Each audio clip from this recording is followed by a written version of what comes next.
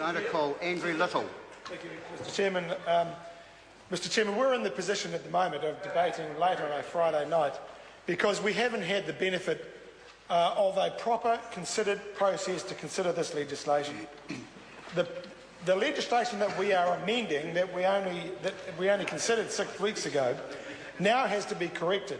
But we are still dealing with issues that are significant and are important, and we haven't had the benefit of considered legal advice and other advice. And in this particular part of the bill, Mr. Chairman, and particularly Clause 4, it is quite obvious now, through the contributions of other members of the House tonight, that there is some real doubt now about the lawfulness and legality of this provision.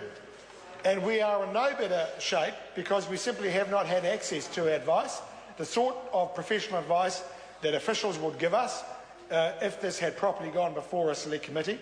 We haven't had the benefit of that.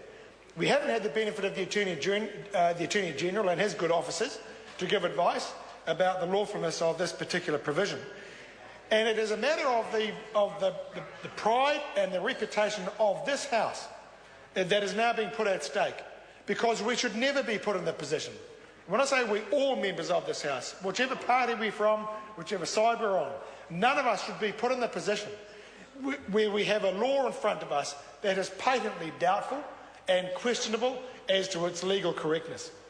That is an unconscionable position for the House to be put in. And it's not much for this House and for members on this side of the House to ask the Minister and the Chair to at least respond to a perfectly reasonable and legitimate question about the correctness of this particular provision. There is ample room for doubt of its integrity. And what would be the point of passing a law, urgency or no, when we simply do not know whether it will survive the merest of scrutiny once it is passed? Let's, for heaven's sake, not put ourselves in that position. There is real doubt about this particular provision, and the member, Gareth Hughes, the Honourable Member Gareth Hughes, has pointed out the significant difference, the changing of the language, the ordering of the provision in Clause 14. That means that we are now legislating for this whole area above the continental shelf, when there is real doubt about whether this House has the ability to do that, whether in doing that we are compliant with our international obligations. And that is a matter that this House has to be cognisant of and has to take note of when we are passing legislation. It would be totally wrong if we, even in this truncated process, even in the absence of a select committee, if we now barge ahead without receiving some sort of assurance from those who are in a position to give that assurance, either the Minister and the Chair, or the Attorney General, or the Minister for Foreign Affairs, or even indeed the Minister for Justice, when she's finished killing the turtles. Any of them ought to be able to give us an assurance about the integrity and the correctness of this provision, because it is not good. It is not good. It is not good. Not good for the turtles who live above the continental shelf. In fact, it'll be the turtles who'll be most affected, because they live above the continental shelf and they'll be on the foreshore and seabed. But, sir, it is not good. It is not good. It is not good. It is not good. Oh, that's got the Attorney General up. Well, the Attorney General's woken up.